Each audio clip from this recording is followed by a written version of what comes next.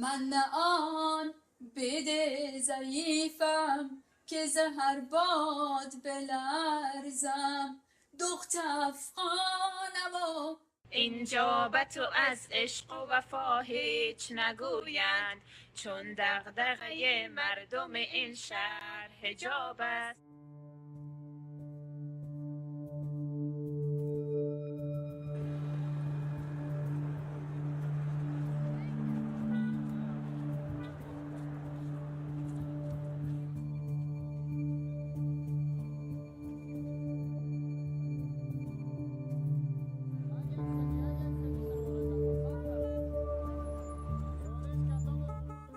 لمر به وخیږي په غرونه، ته به والوځې تر لوړو اسمانونه.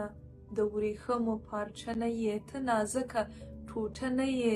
ته که راته وایې چې ښځه خو بې زوره ده، توان د چکې نه لري او په مازې پوه نسکوره ده، زه بیا هر غښتلي د هر ملک د ښځې زوی بولم.